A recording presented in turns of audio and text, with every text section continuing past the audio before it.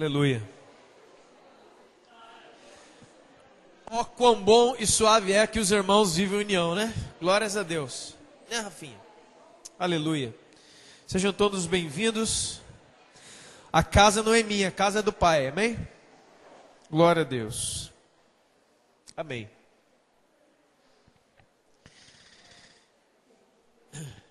Jesus. Amém. Todos estão me ouvindo bem aí? Tá bom? Que eu quero que você ouça bem. Se coloque de pé em nome de Jesus. De novo, vamos lá, irmão, exercício. Depois o pessoal quer fazer, emagreça, vamos lá, 1, 2, senta, levanta, levanta e senta. Pega a sua Bíblia na tua mão aí. Põe aí o Tiago. Pra gravar. Amém? E eu glorifico o Senhor porque é um só Espírito. Quando o Espírito Santo está em algo, Ele opera nesse algo, né? João capítulo 8. A mesma história da mulher que estava sendo cantada aqui agora há pouco. João capítulo 8, abra sua Bíblia. Eu acredito, em nome do Senhor Jesus, Deus colocou isso no meu coração hoje à tarde, que você e eu estamos dentro do melhor culto desse ano, e vai ser essa noite. A palavra de Deus diz: aquele que tem ouvidos para ouvir, ouça o que o Espírito Santo diz à igreja. Você e a mim. João capítulo 8. História muito conhecida, né? Estava sendo cantada aqui agora há pouco. João, Evangelho de João, capítulo de número 8. Versos de número 1 a 11. Amém? Abra o seu coração para Jesus. Diz assim: Jesus foi para o Monte das Oliveiras. De madrugada, voltou novamente para o templo. E todo o povo ia ter com ele. E ele, assentado, ensinava a todos. Os escribas e fariseus trouxeram à sua presença uma mulher surpreendida em adultério. E fazendo-a ficar de pé no meio de todos, disseram a Jesus: Mestre, esta mulher foi apanhada em flagrante de adultério. E na lei, nos mandou Moisés que tais mulheres sejam apedrejadas. E tu, Senhor, o que dizes? Isto eles diziam, tentando a Jesus, para terem com o que o acusar. Mas Jesus, inclinando-se, escrevia na terra com o dedo. Como se insistissem na pergunta, Jesus se levantou e lhes disse: aquele que dentre vós estiver sem pecado, seja o primeiro que atire nela alguma pedra. E tornou a inclinar-se e continuou a escrever no chão. Mas ouvindo eles esta resposta e acusados pela própria consciência, foram se retirando um por um, a começar dos mais velhos, até os últimos, ficando só Jesus e a mulher no meio onde estava. Erguendo-se Jesus e não vendo a ninguém mais, além da mulher, lhe perguntou: mulher, onde estão aqueles teus acusadores? Ninguém te condenou? E respondeu ela: ninguém, Senhor. Então lhe disse Jesus: nem eu tampouco te condeno. Vá e não mais. Feche seus olhos em nome de Jesus. Pai Santo, entregamos a nossa mente cativa à obediência de Cristo Jesus. Senhor, que nessa hora,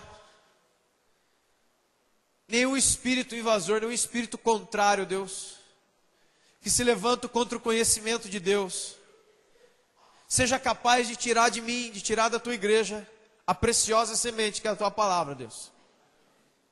Te pedimos, Espírito Santo, que o Senhor nos confronte essa noite. Que o Senhor traga cura. Que o Senhor traga libertação. E que o Senhor traga transformação, Pai. Em nome do Senhor Jesus para a tua igreja. Amém? Pode sentar, irmão, por favor.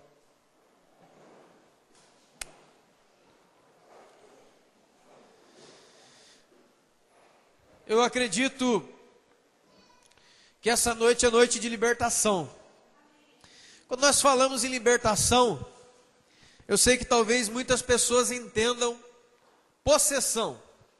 Nós já falamos sobre isso aqui.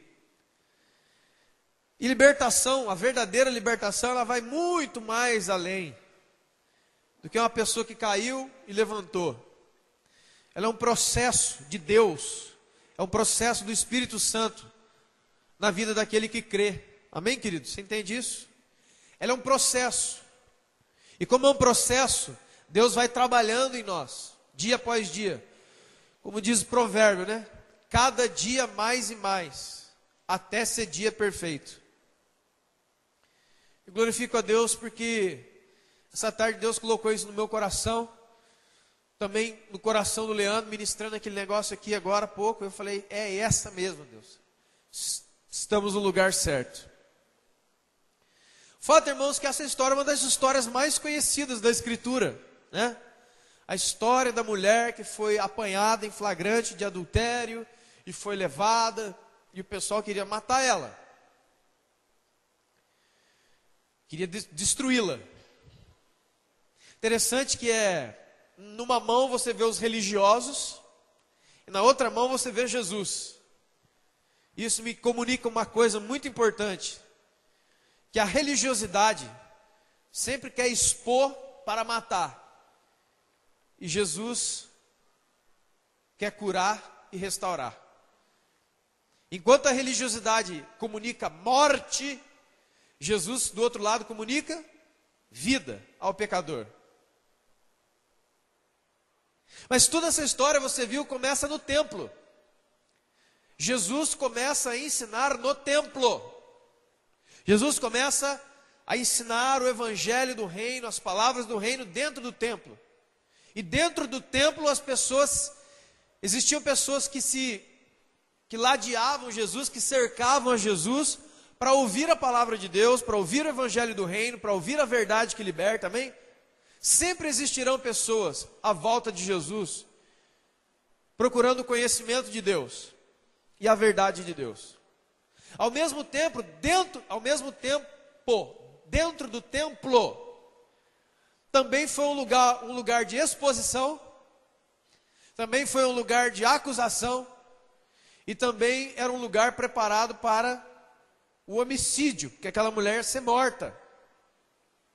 Então, querido, quero dizer para você que o templo, desde muito tempo, ele pode ser para você e para mim um lugar de aprender, um lugar de ser curado, de ser liberto, um lugar de refúgio, um lugar de restauração. Mas ele também pode ser para nós um lugar de exposição, um lugar de morte, um lugar de acusação. Dentro do mesmo templo onde Jesus estava, tinha essas duas coisas acontecendo: pessoas ouvindo e se maravilhando do evangelho, e se deleitando no evangelho, e amando Jesus, e pessoas também cheias de dogmas, cheias de religião, querendo trazer pessoas à luz de Jesus, querendo trazer pessoas à luz do julgamento dos outros, mas não para que essas pessoas fossem curadas, mas não para que essas pessoas fossem restauradas, somente para que elas fossem expostas e depois destruídas. Você pode compreender isso? Tudo isso dentro do templo. Tudo isto dentro do templo. Eu quero falar hoje, irmãos, em nome de Jesus, sobre uma das piores coisas que pode acontecer com você e comigo. Toda hora, eu acho que não tem um termo que já... Muitas pessoas estão até cansadas de ouvir esse termo: religião, religiosidade. Religião, religiosidade. E muitas pessoas estão repetindo isso, talvez não sabem verdadeiramente o que é essa questão de religião, religiosidade. A gente tem que lutar contra o espírito da religiosidade. Nós não podemos cair na armadilha da religiosidade. O que é isto? Muitas pessoas estão pensando que religiosidade são paradigmas, pensamentos ou dogmas da igreja. Não, irmão. O aspecto mais perigoso da religiosidade, o aspecto pior da religiosidade, é quando eu e você achamos que os nossos esforços, a nossa glória, a nossa performance, compra para nós um lugar diante de Deus. Já dizia o profeta, que todas as nossas obras diante dele são como trapo de imundícia, não vale nada, irmão.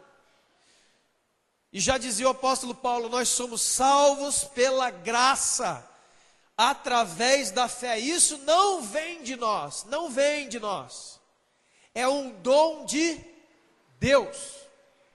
Então, quando nós criamos esse mecanismo e começamos a achar que quando nós fazemos isso, e quando nós somos assim, assim, assados, daí nós seremos aceitos por Deus. Isso é o pior perigo da religiosidade. Você não é aceito por Deus pela sua performance de cantar, de pregar, de orar, até de fazer isso, aquilo outro. Você só pode ser aceito por Deus por causa e através do sacrifício de Jesus.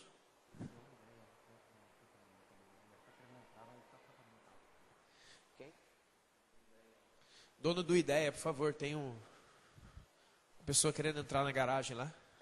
Amém? Dá uma ideia lá. E queridos, nós temos vivido, escute bem, nós temos vivido, eu falei numa quinta-feira aqui, nós temos vivido numa época de uma fé, escute bem, uma fé polarizada. O que é uma fé polarizada? É o chamado ou é 8 ou é 80, não é assim? Ou é 8 ou 80. E dentro dessa questão, até por causa do conhecimento que nós temos, o que é que vem à baila? Por exemplo, vem assim, olha, as pessoas têm que ser verdadeiras. Muitas pessoas já falaram, eu detesto gente falsa. Eu não gosto de gente falsa. Eu não gosto que as pessoas sejam hipócritas diante de mim. Eu quero que todo mundo seja verdadeiro. Que ser hipócrita não pode. A Bíblia diz que não pode ser hipócrita. Lá. Essa palavra no original, no grego, o hipócrites ou upocrites, isso não tem tanta importância para você assim, mas ela fala de ser um ator, de passar aquilo que você não é.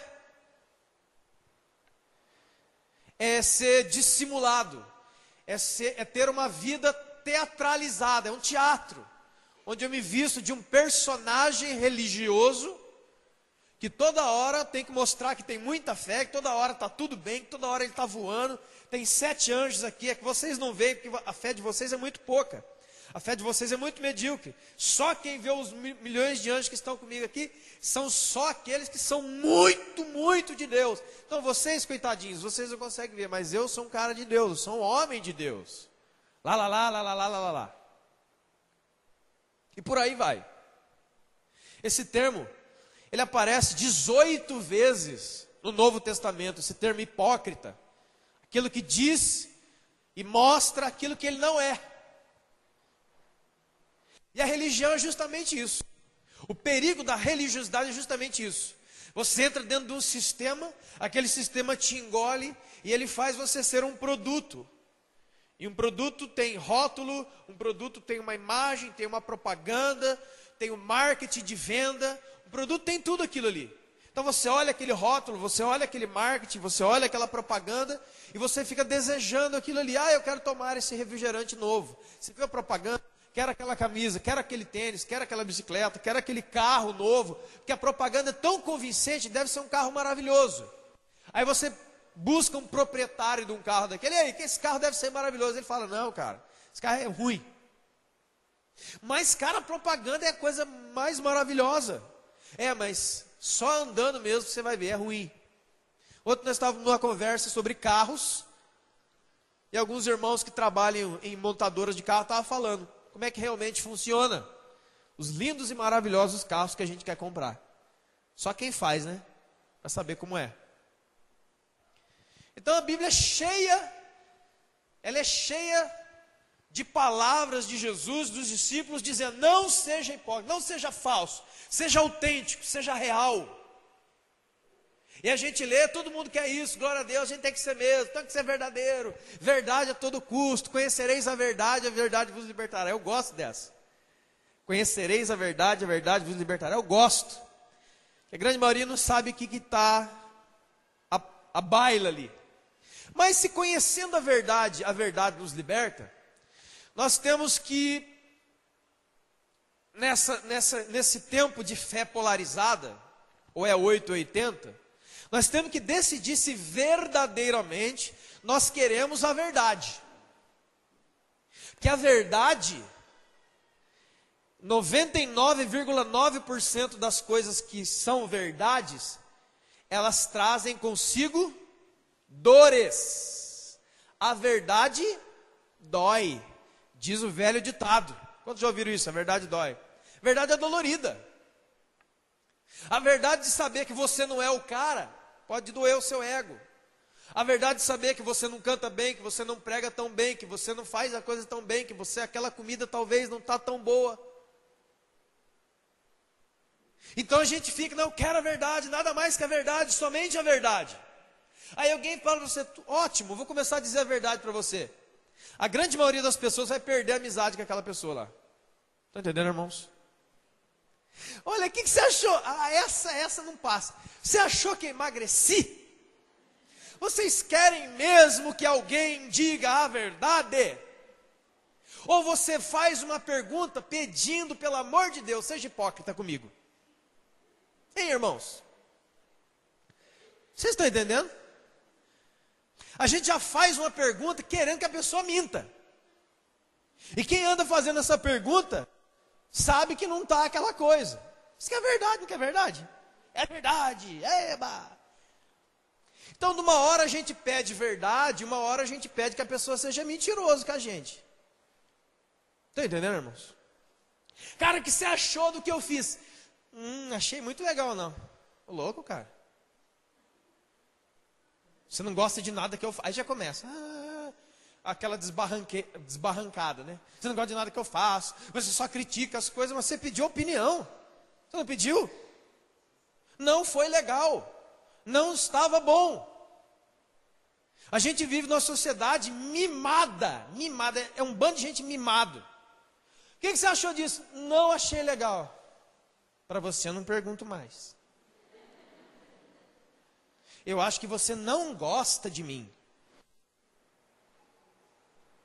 De um lado, eu grito: hipocrisia, não, abaixa hipocrisia, é verdade a todo custo. Você acha que eu estou bem? Não acho que você não está legal. Pô, você podia ser um pouquinho hipócrita comigo, né? E na religião? E nessa nossa vida de igreja? Veja que essa mulher, alguns aspectos sobre a vida dessa mulher, né, querido? Engraçado que ela foi apanhada em flagrante de adultério. Não diz se ela, com quem ela estava, onde ela estava. O fato é que um bando de religiosos, mestres da lei, escribas, conhecedores de Bíblia, foram lá e pegaram aquela mulher.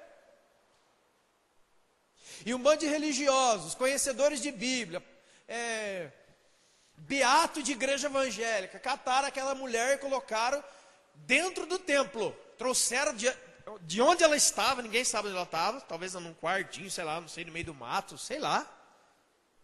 O que tinha naquela época.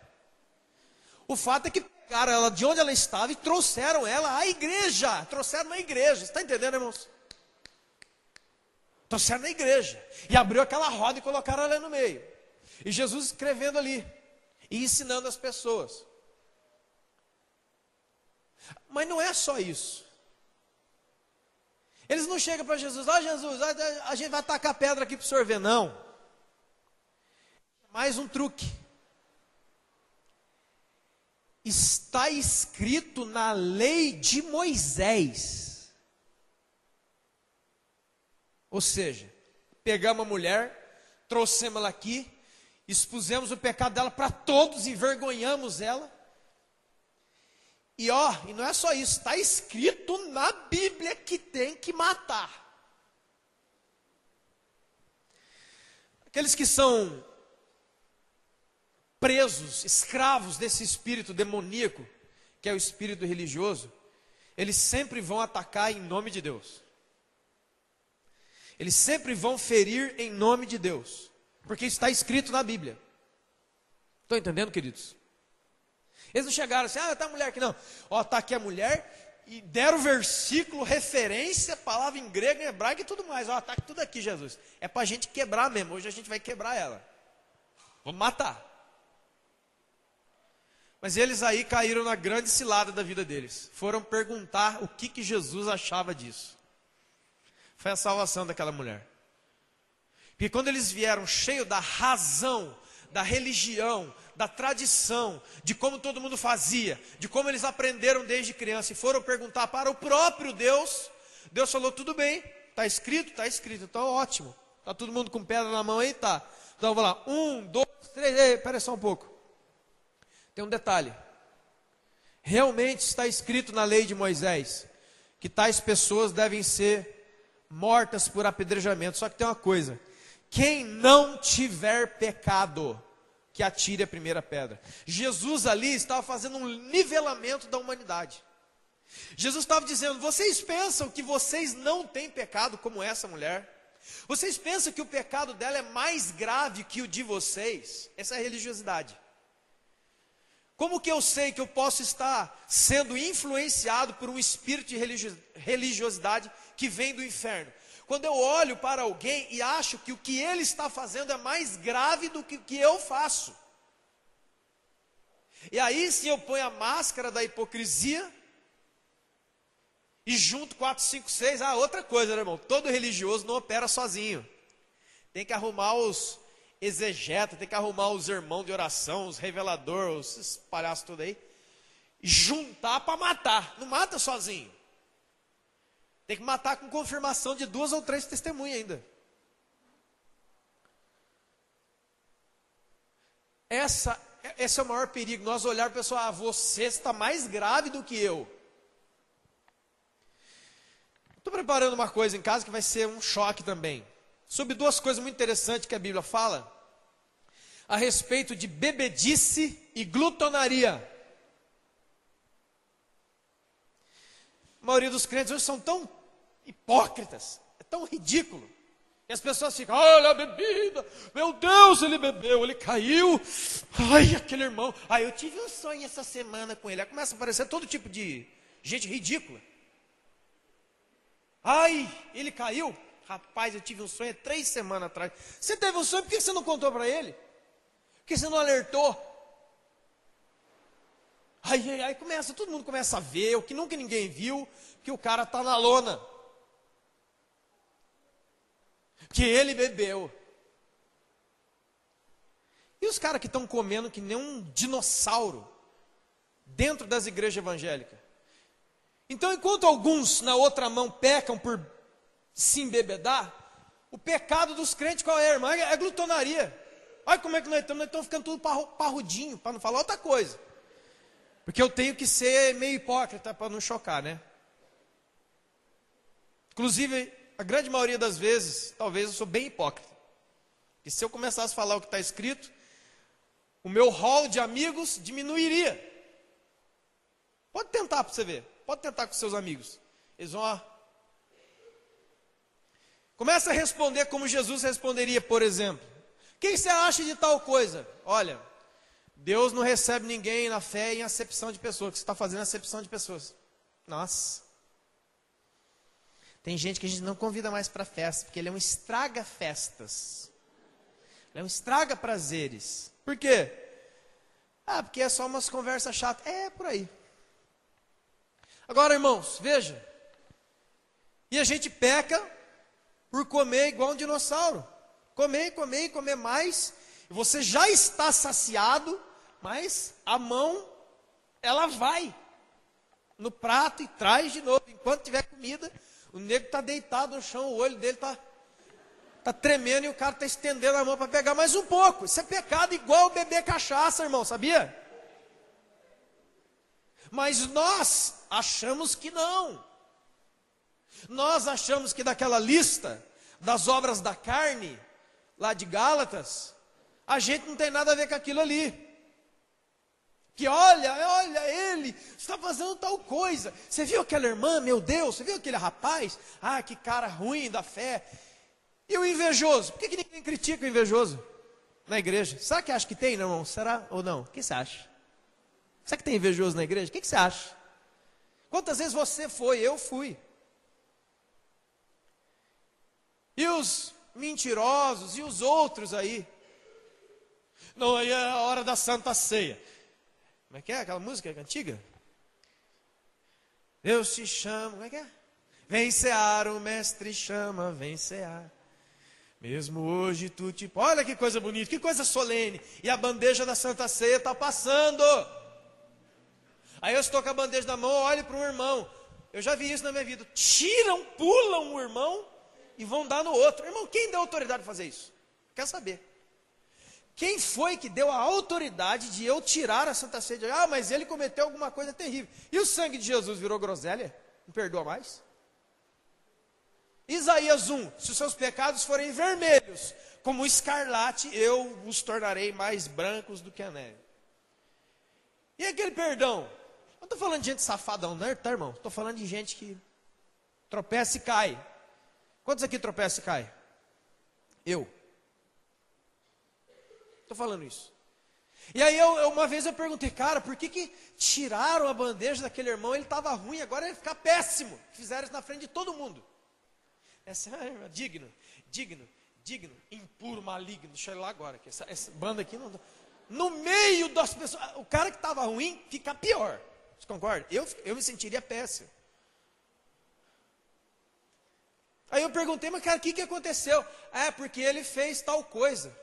Aí eu pensei, se eu começar a contar as coisas que eu fiz, não tomo ceia nunca mais. E nem você. Ou não? Ah, eu não. Cuidado, irmão. Cuidado. Quero passar com você algumas palavras sobre hipocrisia. No Novo Testamento, primeira linha, Jesus usa essa palavra de hipócritas. Vocês são hipócritas.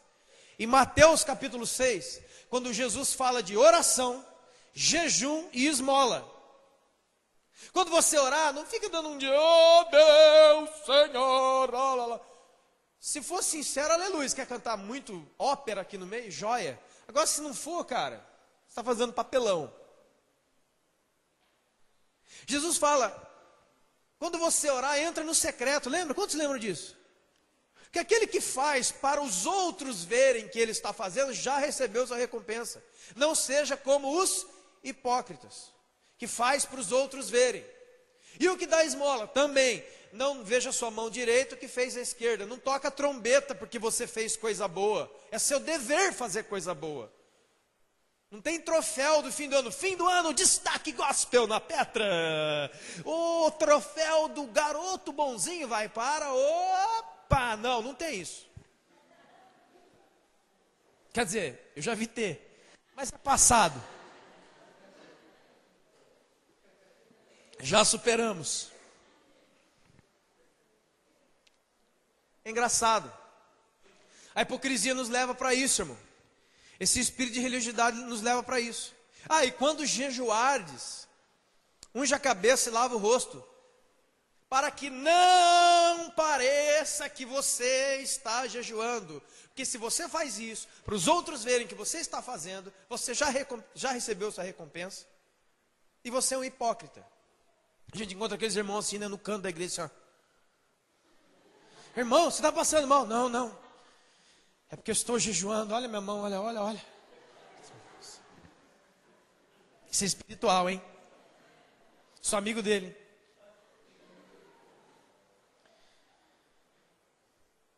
Sabe por que muita gente ora sim, tão eloquente quando tem um monte de gente,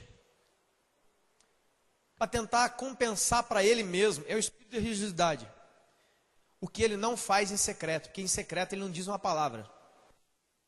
Em secreto ele não fala nada com Deus, ele não tem palavras para falar. Agora quando está aqui, vamos lá igreja, todos de pé irmãos, só vocês vão orar agora com o pastor. E aí começa, nossa, esse homem é homem que ora. Você sabe. Espírito de religiosidade, hipocrisia é isso aí, irmão. Jesus estava falando, não adianta fazer na frente dos outros, se você não faz lá nos bastidores. Deus sabe, desiste disso, abandona isso em nome de Jesus. Para, não vale nada, e ainda é chato. Olha para a pessoa que está do seu lado, não tenha medo de dizer, diz para a pessoa que está do seu lado, ei irmão, não tenha medo de ser quem você é. Seja você. Deus ama você. Deus não ama uma capa. Deus não ama uma máscara. Deus não ama um uniforme. Deus ama você. Deus não ama o que você faz. Deus ama você, irmão. Entende isso em nome de Jesus. Que muita gente fala assim, ai, se eu deixar de fazer tal coisa, eu acho que não ache isso. Deus ama você. E por que muitos não oram? Por que muitos fogem da oração nas igrejas? Quem quer saber isso aí? A resposta que não quer calar. Por que muitas pessoas simplesmente não oram? Porque quem ora vai ter que dizer a verdade para Deus. Você vai ter que falar, porque Ele já sabe. Mas no meio da sua oração vai sair quem você é. Você vai ter que começar a dizer, Senhor, eu sou pobre, cego, nu, limitado, fraco, abatido, Você começar a dizer, e tem pessoas que eles não suportam dizer que são fracos. Deus disse ao apóstolo Paulo em 2 Coríntios capítulo 12, o meu poder se aperfeiçoa onde? Na sua fraqueza. Fraqueza, irmão, não é cair na gandaia, tá? Por favor. É o reconhecer que não é você que faz, é Deus que faz através de você. Que não sou eu que levo o barco da igreja, é o Espírito Santo que é o dono da igreja. Amém? Por que muitas pessoas não oram? Porque vão ter que dizer quem são para Deus. Eu não suporto isso. Por que muitas pessoas, Mateus 6, por que muitas pessoas não fazem ao próximo o que eles têm que fazer, no caso da esmola? Que esmola, irmão, é uma palavra que está ali na Bíblia, no subtítulo, mas no original não tem essa palavra. Porque, vou usar essa palavra para nós entendermos, dar alguma coisa a alguém necessitado, ou dar uma esmola, como você quiser entender melhor para alguém, não é ser bonzinho, sabia? Não é porque, hoje, gente, eu tenho que contar, viu? Hoje eu me superei, rapaz, tem que ver. Hoje eu sou bom mesmo, hoje eu fiquei bom. A Bíblia diz que acudir o necessitado é prática da justiça. É justo diante de Deus dar alguma coisa que não tem. Não é bondade, é bondade. Não, não é bondade, é justiça. A Bíblia diz que o dar esmola está entre a prática da justiça. É ser justo diante de Deus, que Deus deu mais a você, e Ele é necessitado, Ele é o pobre, que Jesus falou, os pobres sempre tendes aí convosco. Eu sempre quis saber isso, por que tem pobre no mundo? Por que tem gente miserável, Deus? Por quê? Que Deus injusto é esse, que me fez com um monte de coisa, e a outra pessoa criada em mais semelhança não tem nada? O que é isso? Eu li um livro de um homem chamado Maurício Cunha, que respondeu a pergunta, Deus respondeu a pergunta da minha alma através dele. E ele escreve assim: por que existem os pobres? Os pobres são mais uma tentativa de Deus de comunicar algo ao nosso coração que está endurecido. Os pobres são instrumentos de Deus para falar com as nossas almas egoístas e nossos corações endurecidos. Porque a gente passa todo dia do lado de pessoas miseráveis, pedintes, mendigos, e alguém já está pensando, mas eu não tenho dinheiro. Mas o que eu estou falando de dinheiro? Eu falei dinheiro aqui? Esse negócio de eu não tenho dinheiro é antigo, queridos. Atos capítulo 3 responde a sua pergunta. Quando Pedro e João subiam a oração no templo, viram lá um coxo, com a mão estendida pedindo esmola. O que eles disseram? Nós não temos dinheiro, mas nós temos uma coisa. Em nome de Jesus, levanta e anda. Agora, nosso problema é que a gente não tem dinheiro, não tem Jesus, não tem Espírito Santo, não tem uma palavra, não tem nada. Estão entendendo, irmãos? Então a gente tem que passar correndo mesmo, senão a gente toma pau. Por que muitos não oram? Porque tem que dizer a verdade. Por que muitos não dão ao próximo? Porque vão ter que ver quão miseráveis nós temos sido. Nós vamos ter que se enfrentar. O espírito da religiosidade, irmão, ele só cai, da hipocrisia ele só cai. Não é quando a gente começa a enfrentar os outros, é quando a gente começa a enfrentar a gente mesmo, nós mesmos. Estão entendendo, queridos? É você ter que enfrentar você. Quer enfrentar os outros? Desculpa, irmão, qualquer um faz isso, precisa ser crente. Você vai aí com qualquer pessoa aí que te conhece, não precisa ser cristão não, e diz para ele dar os 10 defeitos seus. Ele, meu irmão, você vai ver só. Capaz que você perca aquela amizade, né? Por que não jejuam? Mateus 6, por que não oram? Não dão esmola, e por que não jejuam? Por que não jejuam? Porque vão ter que encontrar e encarar o quanto são amantes dos prazeres da carne e da sua própria vontade. Porque quem jejua, ele está ferindo a sua própria vontade. Então, se tem alguém aqui com problemas de tentação, eu não aguento largar daquilo, eu não consigo largar de parar de ver, de fazer, de tocar, jejue, é a única maneira. Que você entra em combate contra o pior vilão da sua vida, sua vontade. E aí o seu espírito toma o controle junto com o Espírito Santo de Deus e bota essa vontade carnal no lugar dela. Estão entendendo, irmãos? Tem outro remédio. Pastor, faz uma oração para mim no final do culto. Não faço, porque não adianta ser sacrifício de dolo. Você tem que se encarar. Todos nós aqui. Quem é você? Quem realmente é você? Eu sou o Benção Ana. Chega. Você tem coragem? A gente podia fazer o culto, campanha do espelho. Traga o seu espelhinho. Não vai ter pregação, não vai ter música, não vai ter nada. Você vai pegar o espelho e colocar dentro da sua cara. E vai ficar olhando para você. Tem gente que vai entortar e cair no chão. E não é por congestão, não. Porque, irmão, você tem que convir comigo que a grande maioria de nós, quando para na frente do espelho, não é para se encarar. É para se embelezar. É para se mascarar.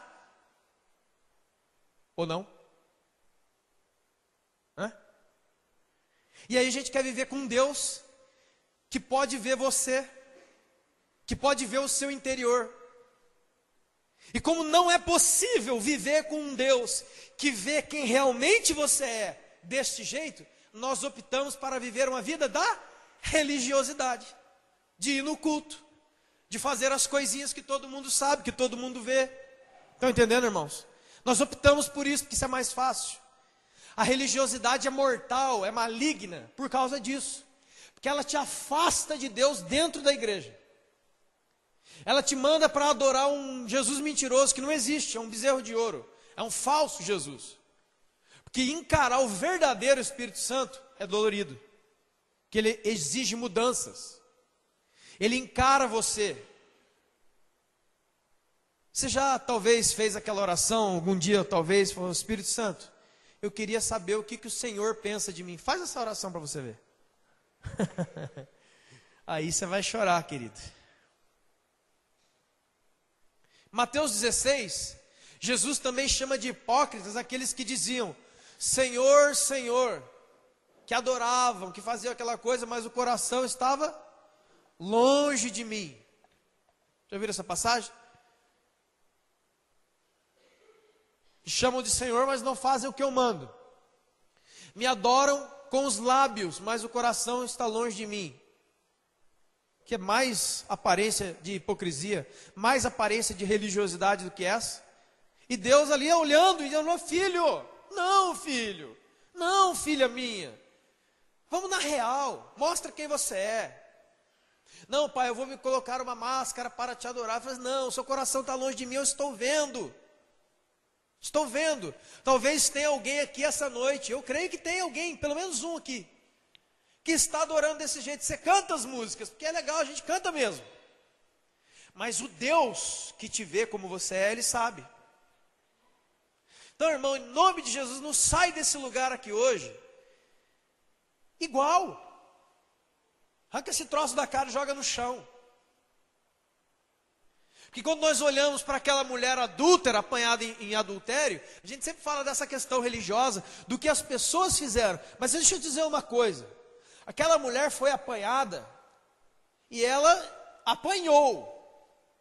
Ela já chegou ali, pela tradição judaica, ela já chegou ali esbordoada já, ela já tinha os hematomas, os caras, ó. Ela chegou ali, já estava com o olho roxo, talvez, nariz quebrado, já estava com sangue na cara, posta de joelhos só para ser morta, mas já tinha apanhado, já tinha tomado uns tapas. Então nós estamos falando aqui do que? De dor. Sabe por que muitas pessoas não assumem a verdade? Porque o próprio diabo diz, você será rejeitado quando você disser a verdade. O diabo diz no ouvido de muitas pessoas, você não diga não diga o que você está precisando, não diga o que você está passando. Põe uma máscara, seja falso, crie uma imagem. Não diga as suas dores, não diga as suas necessidades, não diga as suas falhas, os seus sofrimentos, não diga, porque se você disser, a igreja te rejeitará. Os seus irmãos vão olhar para você, mas você é muito crente, muito ruim mesmo e tal, aí você se sente mal. E é uma arma de Satanás para tirar pessoas da congregação. A maior arma é essa. A maior arma é essa. Enquanto a Bíblia diz, confesse os vossos pecados a Deus, a Jesus, porque Ele é fiel e justo para perdoar os pecados, e também diz em Tiago, para confessar os pecados uns aos outros e orar uns pelos outros para que vocês sejam curados. A grande maioria das pessoas permanece doente, e a doença é a religiosidade. A pior é a doença do general Naamã, que era general, ele era o cara, armadura, ele era o cara rico, tudo. Só que a hora que ele abria a armadura, só um pouquinho assim, ó, sai aquele fedor de carne podre, porque ele era leproso. Mas ninguém sabia. Estão entendendo, irmãos? Quem continua escravo desse espírito, a grande maioria das pessoas vão saber que ele está doente, quando chegar a notícia que ele já morreu, que ele já caiu, que ele já foi destruído. Aí, como diz o velho ditado, é chorar pelo leite derramado. Estão entendendo, irmãos? E o leite que está derramado, pouco nós podemos fazer pelo leite derramado. Agora, quando é apresentado as necessidades, quando o leite está subindo, a gente vai lá e diminui o fogo. Quantos estão entendendo isso? Nós cristãos, que a Bíblia diz que a nossa vida deve ser uma carta aberta, lida pelo mundo, nós não somos mais isso, nós somos um bando de pessoas secretas, misteriosas. Ei, quem é você? Você nunca saberá. Quem é você? Você nunca me verá. Eu estou sempre escondido, eu sou sempre duas caras.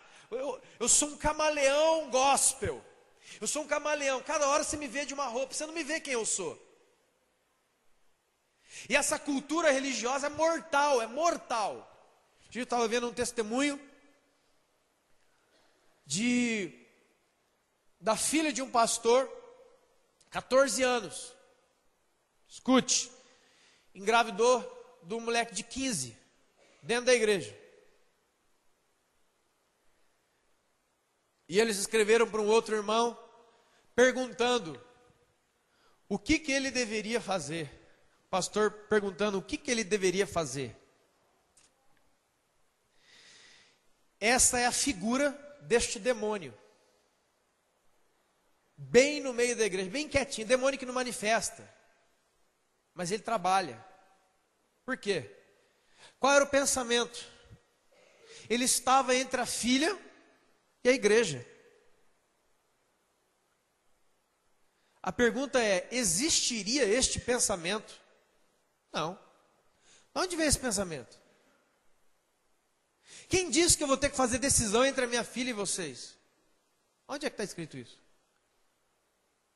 Porque creio eu na palavra que Deus espera que a igreja seja uma casa de perdão. A santa casa de misericórdia não tem que ser lá, tem que ser aqui.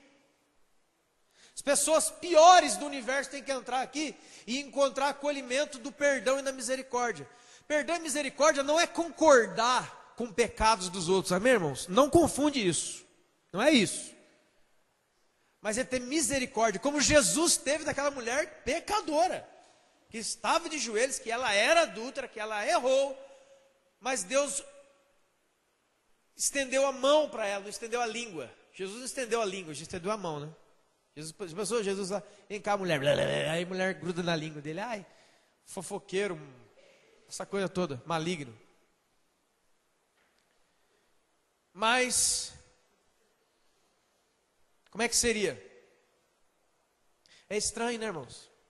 A igreja, escute bem, o pensamento de Jesus sobre a igreja, segundo os evangelhos, é que a igreja sempre confrontará o pecado, sempre.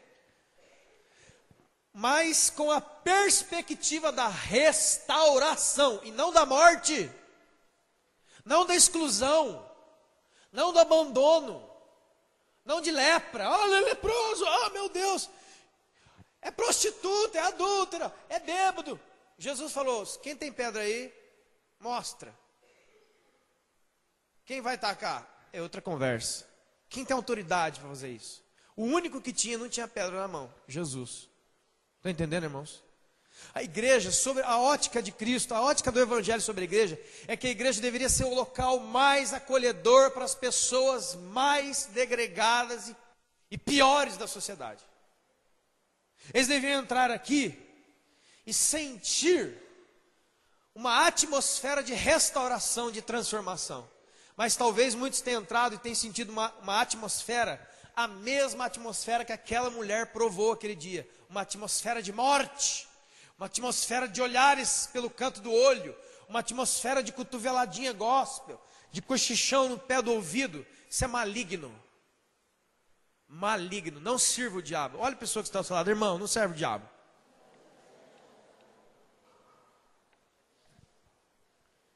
Jesus condenou a hipocrisia da falsa adoração. Me louvam com os lábios, mas o coração está diante de mim. Por que nós queremos fazer isso, irmão? Irmão, em nome de Jesus, por que nós continuamos querendo ser falsos diante de uma pessoa que já descobriu você? É o Adão e Eva, dois paspalhos atrás de uma moita.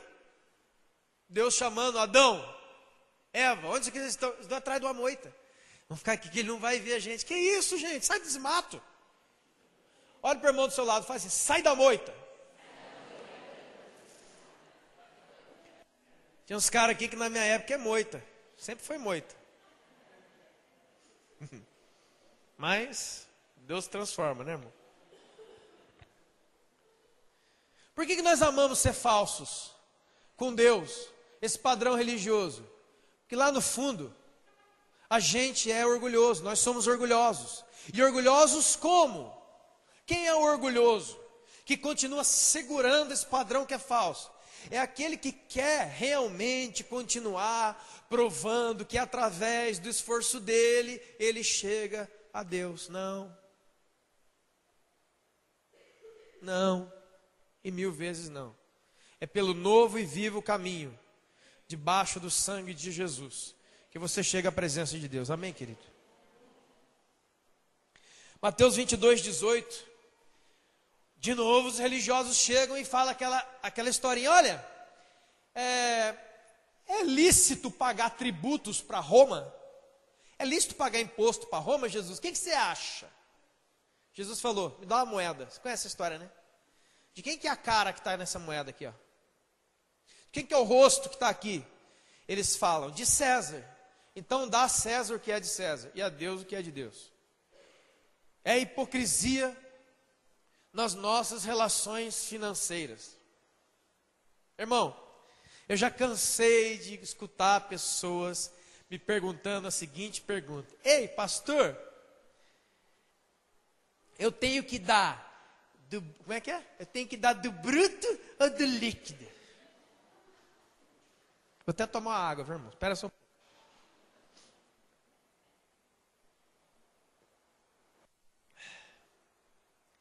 Quem vive a perguntar se deve dar do bruto ou do líquido, é porque, na verdade, ele quer descobrir qual é o mínimo que ele tem que dar. Estão entendendo, queridos? Jesus chamou essas pessoas de hipócritas. Também.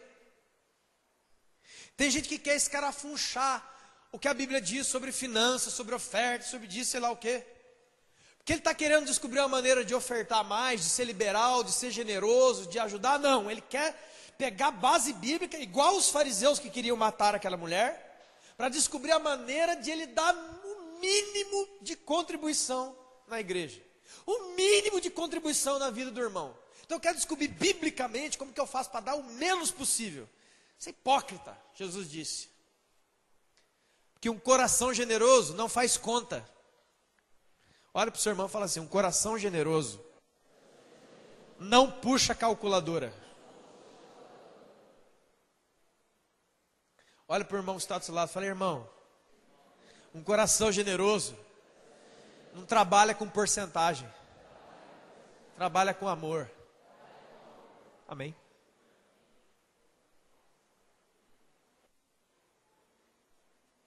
Mateus 23 é o capítulo, né, irmãos? 7 ou 8 vezes ele chama os fariseus de hipócritas. Todo o capítulo 23 de Mateus é uma crítica dura à vida de aparências. Chama eles de sepulcros caiados. Já falei aqui esse domingo, esses dias. Túmulos pintados. Sepulcro caiado é túmulo pintado. Nossa, que bonito aquele túmulo, hein? Você viu lá no cemitério? Vamos lá no cemitério tirar fotos de túmulos bonitos? Tem algum louco aqui que faz isso? Ninguém, né? Se tiver, né, no cantinho que nós vamos morar e vai sair esse mal. Ninguém faz isso, né? Jesus falou assim: vocês são túmulos caiados. Vocês são sepulcros caiados. Chama eles de fariseus, de cegos, de hipócritas. E fala assim: olha, limpa o interior para que o exterior fique limpo. Não adianta limpar o exterior. Não adianta limpar o exterior. Não adianta, irmão. Em nome de Jesus, gente. Enquanto o interior está sujo. E aí eu falei, quero emendar aqui de novo, falar de novo. Por que Jesus chamou as pessoas de sepulcros caiados? Porque todo sepulcro tem o que dentro? Morto. Eu já estive falando aqui, vou falar de novo para quem não ouviu. Talvez você que está aqui hoje tem pessoas mortas dentro de você. Eu dentro de mim O apóstolo João, na sua primeira carta, disse que é assassino todo aquele que odeia o irmão. Se você tem ódio por qualquer uma pessoa que você imagina, você matou uma pessoa aqui dentro. Quantos já não ouviram ou disseram aquela frase? Tal pessoa morreu para mim. Já viram isso? Aí aquela pessoa fez uma coisa tão terrível que para mim está morto, para mim morreu. Você mata uma pessoa através do ódio. O apóstolo João fala assim: não seja homicida, não seja assassino, que quem odeia é assassino. Quem odeia é assassino e mata aqui dentro e enterra aqui dentro e depois quer falar com Deus. Você é um túmulo, você é um sepulcro. Deus não vai ouvir. Estão entendendo, queridos? Você tem que ressuscitar esses mortos que estão aí. Como é que ressuscita um morto? Um morto assim, perdoando. Quando você perdoa, você ressuscita e aquela pessoa sai viva de dentro do seu coração e você fica limpo. Falei também, Jesus fala assim: olha, são sepulcros caiados cheios de ossos de mortos. Fala de pessoas que não morreram ontem. Não é ódio de ontem, ódio de hoje à tarde. É ódio de anos. Já está no osso já. Pessoas que sustentam ossadas de morte dentro de si. Joga isso fora, querido. Sai daqui hoje liberto. Sai daqui hoje para uma nova vida, uma nova perspectiva diante de Deus. Não sai daqui hoje tão pesado, cheio de ódio, porque você mata pessoas e enterra aqui dentro.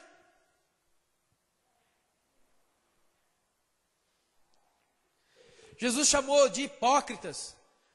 As pessoas falam, e Jesus falou, vocês são hipócritas. Vocês não sabem ler.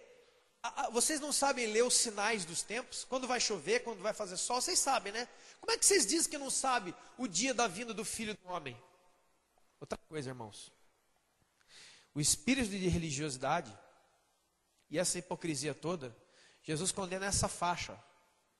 É a vida na presença de Deus e o esquecimento do que o seu Deus vem. Jesus vai voltar. Jamais, nunca jamais se esqueça disso. Esse pessoal aqui começou a viver uma vida cheia de licenciosidade, cheia de pecados, cheia de... a vida lixão. E foram dar uma de louco com Jesus. Jesus, como é que vai ser a vinda do fim? Como é que vai ser os dias do fim? Jesus falou, vocês são hipócritas. Vocês sabem ler as estações do ano, se vai chover ou não, e vocês não sabem dizer e não sabem perceber que o reino de Deus está próximo? Vocês sabem sim. Então conserte, emendem os vossos caminhos. Olha para a pessoa que está, olha no olho agora. Fala assim, irmão, emenda os vossos caminhos. Conserta hoje. Conserte hoje.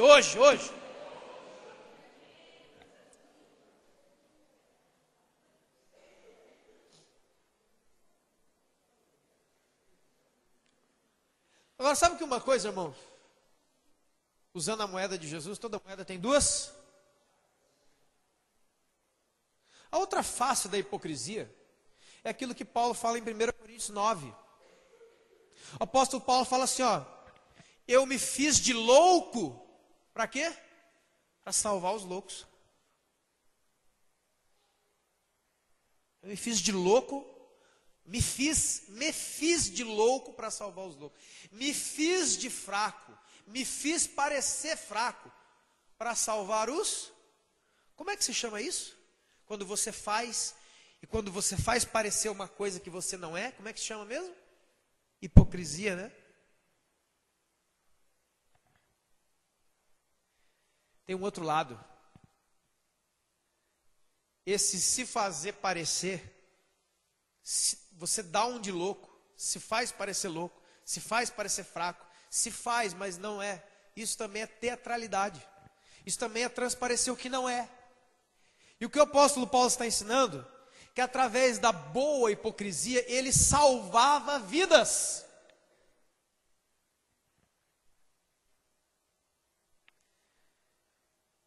Eu já ajudei muita gente sendo hipócrita. Você acredita?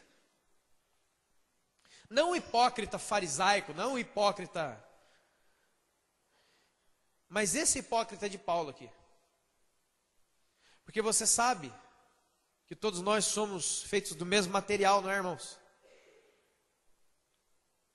E que muitos dias eu não estava bem, estava triste. Você sabia que quem sabe que a gente fica triste? Quem fica triste aqui? Você já ficou triste alguma vez na vida? Eu já. Cansado? Quem já ficou? Triste, cansado, decepcionado. Todo mundo, né, irmãos? Então eu quero fazer uma grande revelação. Uma revelação cheia de poder. Eu também fico. Mas eu já orei por muita gente não tendo condição de orar. Isso é hipocrisia. Eu já conversei, aconselhei muita gente com dores agudas no meu próprio coração.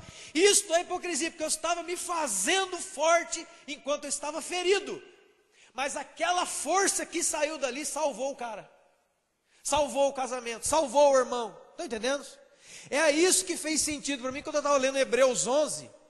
Que os heróis da fé tiraram força da fraqueza e se fizeram poderosos em guerra. Existe sim uma maneira, uma hora que você tem que botar uma máscara, mas não a máscara da falsidade, a máscara do guerreiro. A máscara da guerra.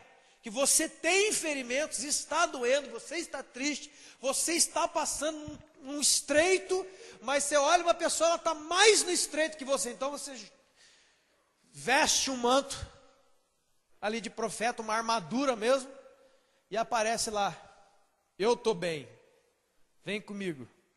Só Deus sabe, irmãos.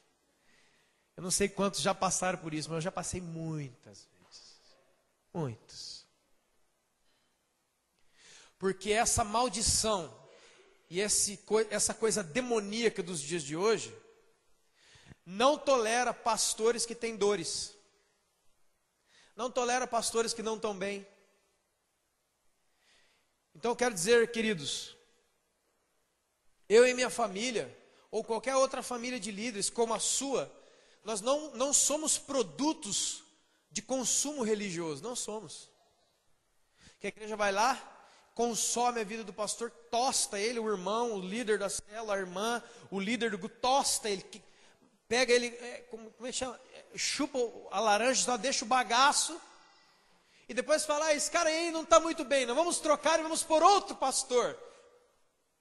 Isso é injustiça, isso é maligno.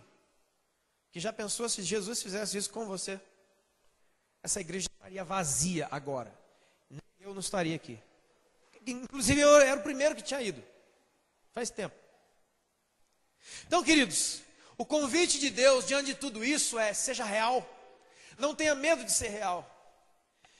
Rejeite e expulse da sua vida esse espírito que não deixa você encarar a outra pessoa como um ser humano que ele é, meu Deus.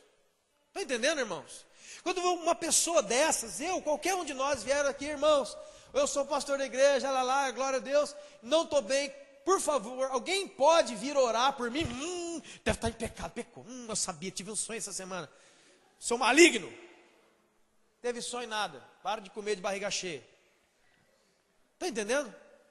Então, irmão, a pergunta final, esta é a igreja de Jesus Cristo? O Jesus da Bíblia?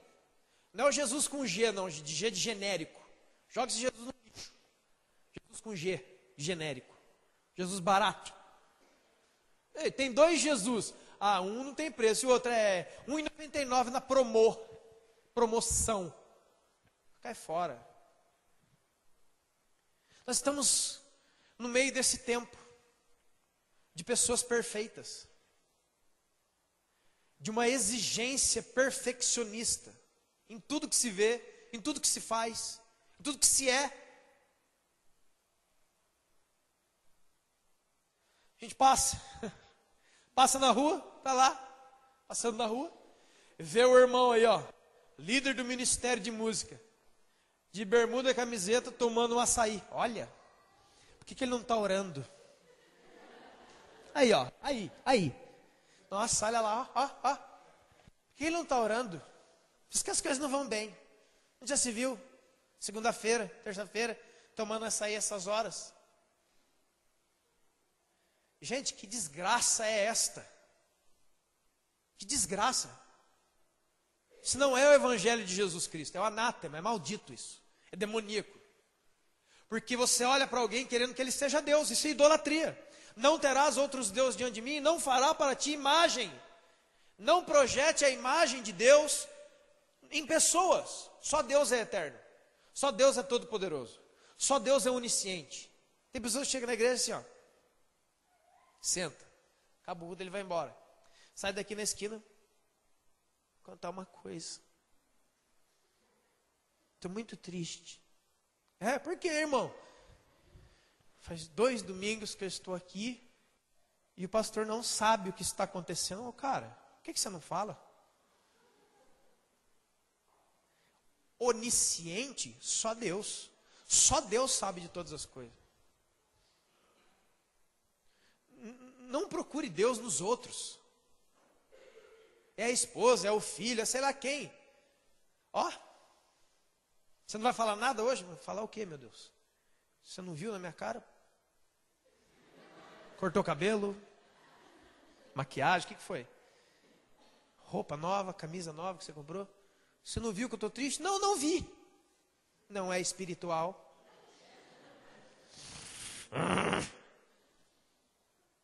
São os dias de hoje. Estava lá em casa, 10 dias, ninguém me ligou. Por que você não ligou? Estou passando dificuldade, vem aqui. Outro dia nós vamos, cara. Está vendo? É porque não tem ninguém espiritual, não tem ninguém de revelação. Ah, revelação. Ai. Engraçado que essas revelações vê tudo dos outros, mas não vê nada dele. Isso é falso, isso é mentiroso. É espírito que não é Espírito Santo de Deus. Porque quando Isaías viu o Senhor, lá em Isaías capítulo 6, quando ele viu o Senhor, a primeira coisa que ele falou, não foi, Deus, estou vendo o seu trono, e agora o Senhor está revelando todo mundo para mim. Não foi isso. Eu sou um homem de lábios impuros. Eu. E, segunda coisa, habito no meio de um povo de impuros lábios. Quando você realmente, quem está com Deus mesmo, quem está de companheiro com Jesus de verdade, ele ganha de Jesus o discernimento da sua própria vida, para que depois ele está amadurecido de andar com Deus, ele possa ver a vida do outro, sem se contaminar. Porque muita gente quer ver a vida dos outros, o que será que está acontecendo? Aí você vai lá e vê como o irmão é falho, como o irmão falhou, como o irmão deixou a desejar, a decepção é muito grande, meu Deus, aquele homem, aquela mulher, como ele pode falhar, como ele pode, falei, cara, e aí, mas o que é isso? Você é quem? Que hipocrisia é essa? Que religiosidade é essa? Estão entendendo, irmãos? A gente olha a pessoa, meu Deus, ele fala, ai, é insuportável a sua falha, cara. Sabe qual que é o sonho de Jesus para nós aqui, queridos? E para todos, mas vamos falar daqui da nossa casinha. Que não haja mais este espírito entre nós. Que você possa ser quem você é. E dizer para o irmão, cara, não estou legal, orem por mim, me abracem, por favor, vai na minha casa, estou sozinho. E que todos sejam assim. E quando o irmão falar, cara, eu caí, você Satanás, está nele, sai daqui do grupo, sai da igreja, some na nossa frente. Você estenda a mesma mão que o seu Cristo estendeu para aquela mulher, e Jesus também estendeu para você. Porque entre o pecado de adultério e o pecado da mentira, Apocalipse 21:8, a caixa é a mesma. É inferno e lago de fogo. Sabe o que eu estou querendo propor, irmãos, em nome de Jesus? Que a igreja seja autêntica. Que as pessoas possam entrar aqui e possam procurar pessoas, procurar gente e não ver aquele negócio, eu não vou falar. Esse dia eu estava fazendo uma reunião de jovens aqui, depois eu fiquei mal. E o Espírito Santo falou para mim, veja o que as pessoas pensam de você. Estava com um monte de jovens aqui, os jovens tudo conversando. Tudo conversando. Aí eu cheguei, coloquei a cadeira, falei, irmão, senta aqui perto de mim, irmãos, os caras ficaram... Senta aqui, os caras. Aqui. Os caras têm medo. Falei, vem aqui, põe a cadeira aqui, os caras. Você acha que eu vou comer você? Amaldiçoar você? Cortar a sua perna? Dar um tiro em você? Você acha que eu sou tão bom quanto você? Eu sou tão necessitado de Deus quanto você jamais sequer imagina. Todos nós aqui choramos, todos nós aqui temos crises.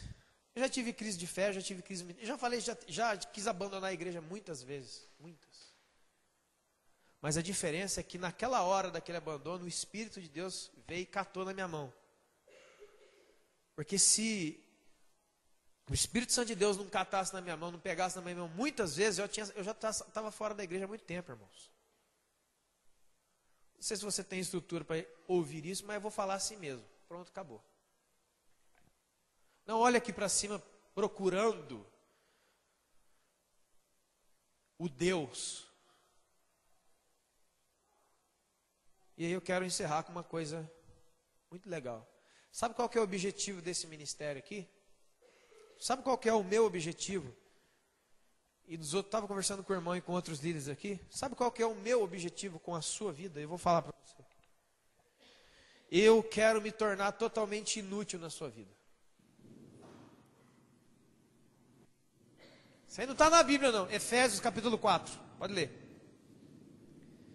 Eu quero ser, assim como você também deve ser, um instrumento de Deus, para que todos cresçam e todos tenham conhecimento e intimidade com Deus. Você não precisa e não deve submeter a mim como se eu fosse um santo, uma imagem da religião ABC. Você tem que conhecer a Deus. Você tem que ser íntimo de Deus. O meu objetivo aqui, a cada pregação, a cada oração, é ser cada vez menos necessário para a sua vida e a sua espiritualidade. Você está entendendo isso? E para isso vai acontecer um fenômeno muito legal. E depois eu entendi, porque eu não entendia, porque um homem falho, como Paulo disse, 1 Coríntios 11, 1, sede, pois, meus imitadores, eu não entendi aquilo. Porque eu sei que todos pecaram. Então Paulo não poderia dizer aquilo. Mas depois indo, mascando esse tempo todo, e Deus foi clareando o meu coração. Porque quando o novo convertido chega aqui, quando você chega, vai se apresentar diante de você uma pessoa. Talvez seja o seu discipulador, a pessoa que vai trazer você para a igreja, o seu irmão aqui. E ele vai ser a imagem de Jesus para você. Você é novão, você é novatão, você está chegando, você está vendo. Aquele cara ali é de Deus, estou com ele. Mas daqui a pouco você vai crescendo, aquela máscara vai caindo, e o espírito de religiosidade vai saindo, e nós entendemos que nós todos somos família, filhos do mesmo Pai, e podemos sim ir a Deus diretamente. Eu não quero que ninguém fale com Deus no meu lugar, como diz um pastor, eu falo com Deus.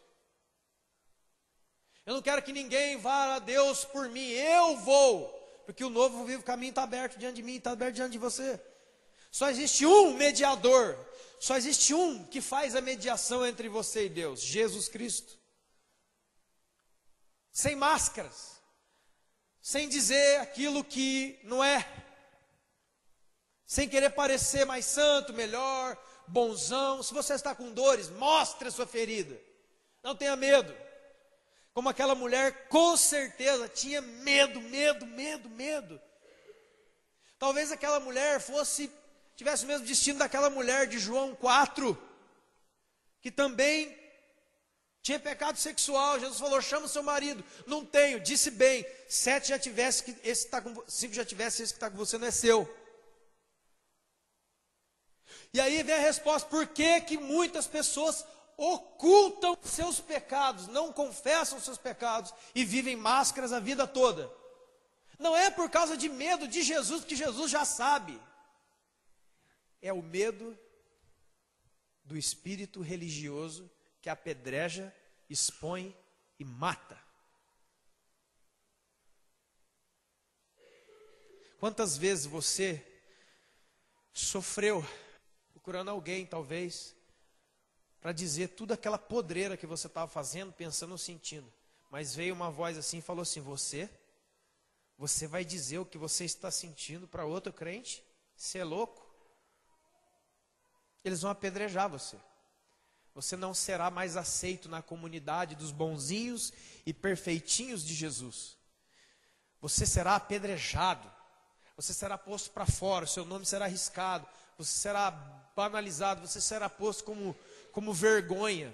Eu só quero lembrar vocês, queridos irmãos, que o seu Cristo foi exposto e foi posto como vergonha, e foi esbofeteado, e foi cuspido, e foi vilipendiado, e tiraram o sarro da cara dele, e fizeram tudo com o seu Cristo. E Jesus falou, se falaram mal do dono da casa, que dirá dos seus servos? Estamos chegando perto de um próximo ano, e você tem a grande chance de deixar de ser religioso, deixar de ser um escravo de aparências e essa porcaria toda, e poder respirar, sabe? Tem gente que não consegue respirar, que a armadura que ele leva da aparência é tão pesada, que ele vê assim, ó,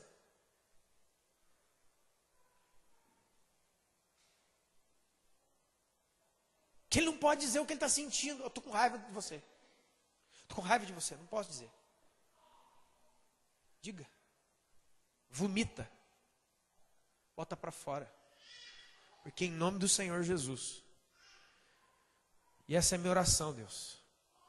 Nós queremos ser a comunidade da verdade. A comunidade da verdade não é uma comunidade que dá carteirada, mas a Bíblia diz, mas a Bíblia não. A comunidade da verdade é que quando alguém se revelar em pecado ou em erro, estender-se-á a ele a mão da reconciliação, a mão da salvação, e não a pedra acusadora, a pedra destruidora. Vocês estão entendendo, irmãos? Se você está bem, diga.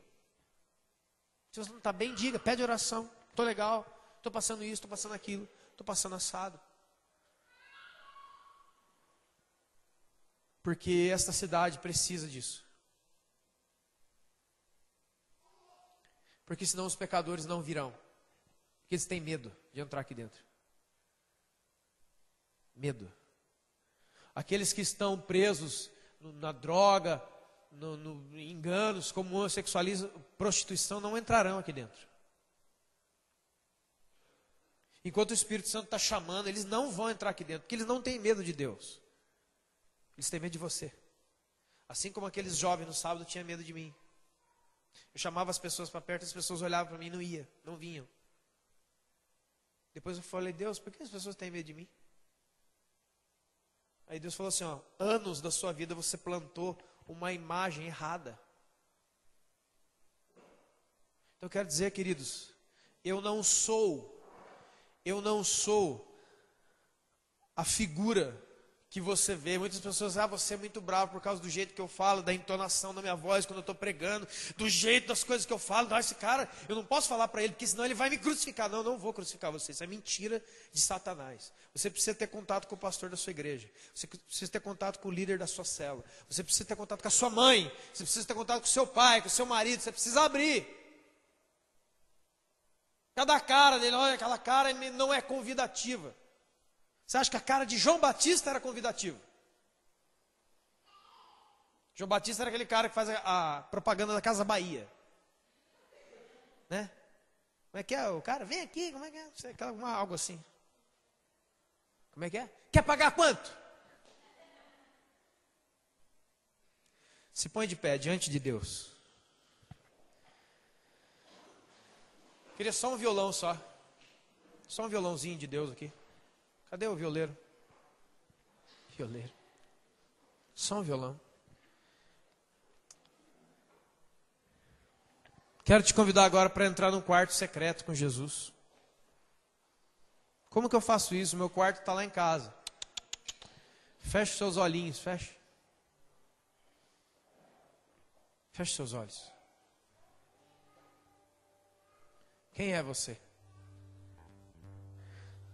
Onde você tem se escondido? Quem verdadeiramente é você? Não tenha medo de quem você é. Tenha medo de continuar sendo assim. Sem cura, sem saída, sem jeito, sem restauração, sem nada. Quero dizer ao coração da igreja, em nome de Jesus, a igreja não pode ser um lugar de medo, de buscar e encontrar nos outros uma perfeição, um poder, uma onisciência, que só Deus tem, só Deus possui. Aqui na igreja, a comunidade é pequena, a gente acaba sabendo das coisas que você está passando. Ele não fica com vergonha não, porque os outros também estão passando. Muita gente passa o que você passa, ou pior. Eu quero dizer, irmãos, em nome de Jesus, liberta-se, liberta-te dessas máscaras. Aceita o seu irmão como ele é. Deixa o Espírito Santo trabalhar nele primeiro. Talvez tenha alguém aqui dentro que está com vício de cigarro. Você é bem-vindo. Tem gente aqui que está com vício de droga. Você é bem-vindo aqui nesse lugar. Com o seu vício mesmo. Fumando mesmo, bebendo mesmo. Ah, pastor, mas eu estou prostituído. Prostituído, você é bem-vindo aqui nesse lugar. Mas eu estou caído. Caído, você é bem-vindo aqui nesse lugar. Porque se não fosse isso, o Deus de graça nunca teria recebido o pastor da sua igreja, eu mesmo. E nem você. Porque a palavra de Deus diz em Romanos que Ele nos amou quando nós ainda éramos pecadores. Ele não esperou você ser o melhor, o bambambam para te amar, Ele te amou lá no lixo. Deus me amou dentro do bar onde eu estava, naquele lixo, no monturo. Deus olhou para mim e falou, eu quero você. E Deus começou a fazer uma obra na minha vida. Do jeito que você está, quem você é, vista a roupa que você estiver vestindo, esteja o seu coração do jeito que estiver, você é bem-vindo aqui neste lugar, porque eu creio no poder transformador do Espírito Santo de Deus, que convence o homem do pecado, da justiça, do juízo, e que transforma monstros em pessoas, que transforma lixo em príncipes, como diz a palavra do Senhor. Que quem está falando aqui nessa noite é um ex-lixo. Eu quero dizer em nome de Jesus, tirando toda a palavra e todo o espírito de acusação do meio da igreja. Que não há acusação para aqueles que estão em Cristo Jesus. Já não há mais a condenação, a acusação para aqueles que estão em Cristo Jesus. Olha para o seu Deus. Olha para o seu Deus misericordioso. Olha para o seu Deus gracioso, poderoso. Ele tem poder para te transformar. Pastor, meu coração está assim. Abre ele, escancara. Jesus, põe a mão dentro de mim. Moisés enfiou a mão no peito a primeira vez, tirou a mão está leprosa. Era o que estava dentro do coração dele. Deus falou, enfia a mão de novo, Moisés. E a mão saiu limpa. Orava cheia. Quero que essa igreja seja Às vezes eu escuto o Espírito Santo falando no meu coração. Para onde é que eu vou mandar todo o lixo dessa cidade? E a minha oração é, Senhor, manda todo o lixo dessa cidade aqui.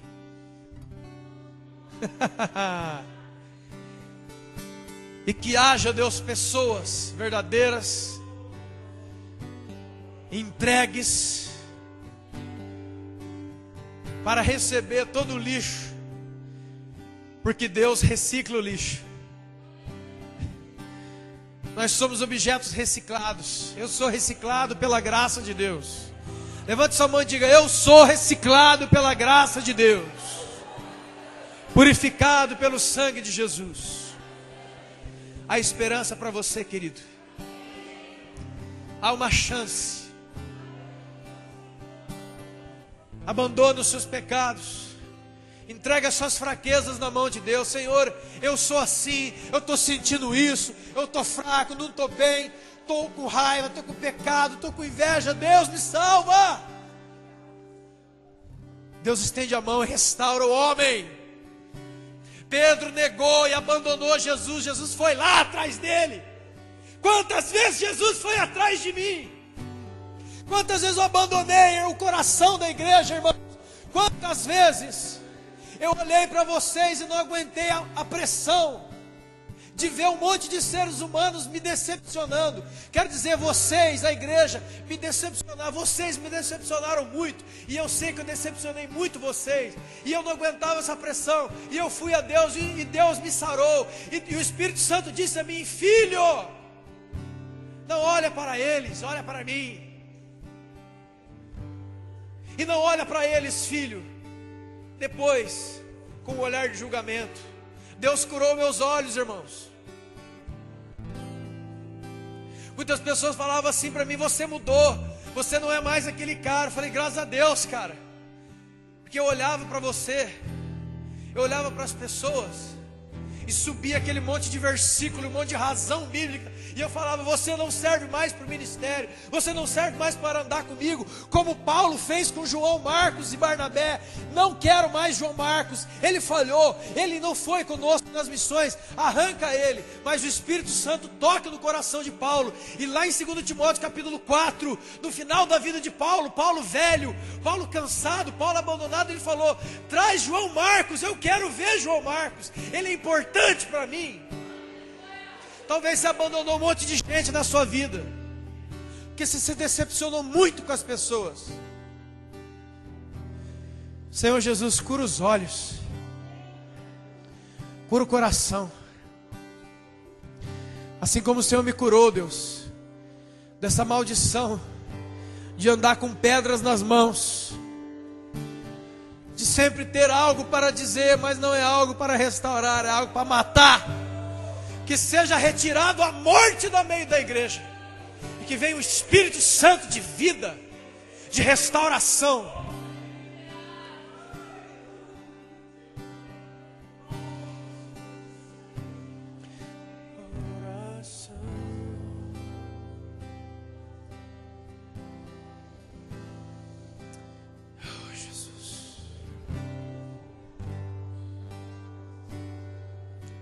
Diz aí para Jesus: Senhor, eu estou quebrado essa noite aqui, só Deus sabe, não queria vir no culto, não quero mais vir, não quero mais aquele irmão, não aguento mais olhar na cara de fulano. Fala para Deus, Deus já está sabendo, entrega isso, Senhor. Fala: Deus, sara e cura, Senhor, e cura, Senhor Jesus. Me cura, Senhor Jesus.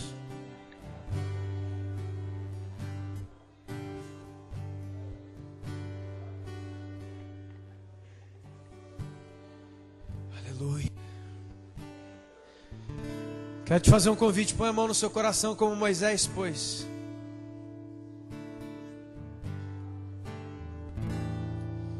Põe a sua mão no seu coração como Moisés pôs. Talvez você vai ver lepra na sua mão agora. E aí, quando você vê a lepra do seu coração, porque lá no fundo você sabe a sujeira que está aí, fala: Deus, purifica. Deus vai purificar o seu coração, a sua mão vai sair limpa.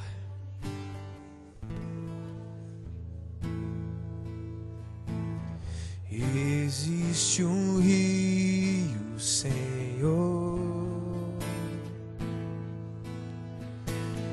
que flui do teu grande amor. Diga isso profeticamente. Águas que correm do trono, águas que curam, que limpam. Seja limpo e restaurado em nome de Jesus.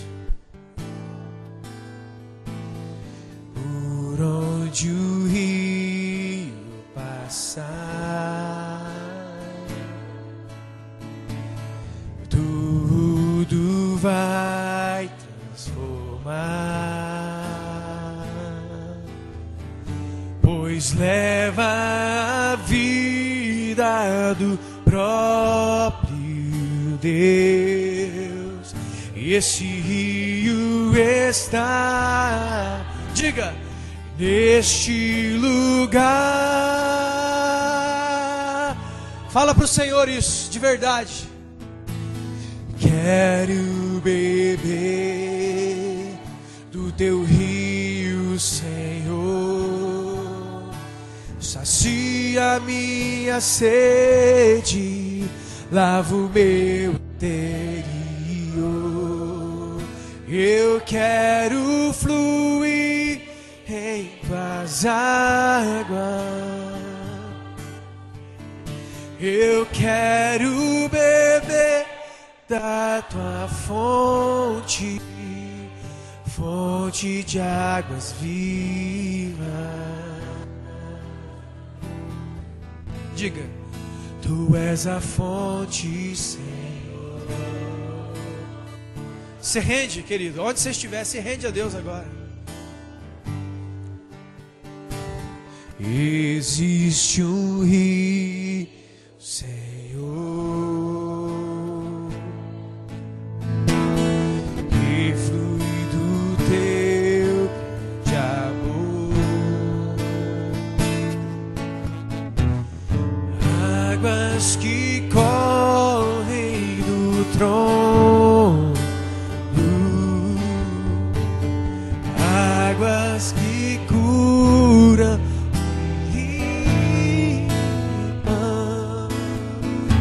Oh, Jesus, passa pelo teu rio aqui. Por onde o rio passar, seja limpo, seja limpo. Tudo vai transformar, pois leva a vida do próprio Deus. Este rio está neste lugar. Seja livre, seja curado. Quero beber o teu rio, Senhor. Sacia a minha sede, lava o meu interior. Eu quero fluir em tuas águas. Eu quero beber da tua fonte, fonte de águas vivas. Levante sua mão e diga: tu és o rio, tu és o rio, Senhor.